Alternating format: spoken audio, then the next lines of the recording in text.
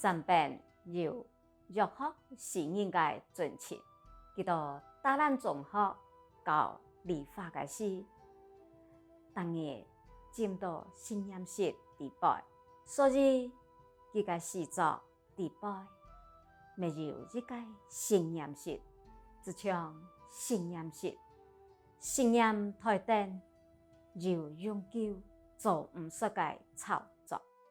实验室地拜有研究唔清嘅真理，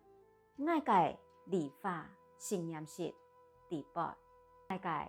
现实实验室地拜，实验只系人生，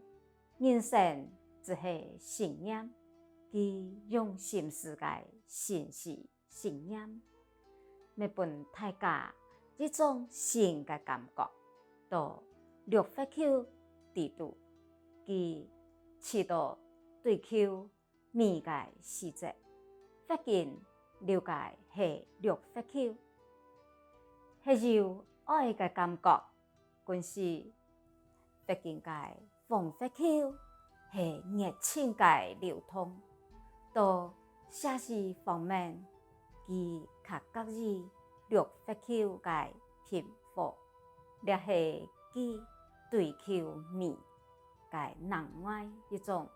現代主義嘅創新想法，真正嘅實踐集。有解釋，其中佢嘅兒童詩有兩首，第一首係日頭日子法，係對天地自然現象嘅讚嘆加寫字，同眼同心圖像嘅表現。第二首係緣法同心理之天力量嘅主題，寫不但出親情加幼稚嘅心情，因為呢個是讀起來爽爽，有一種只係愛嘅童年嘅感覺，所以當受學生嘅喜愛，真便用3嘅推變來比論人嘅心臟時期，用色來比作人生所見嘅甘苦哀樂，通過一擺又一擺無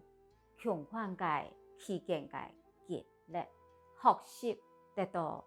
無窮盡嘅經驗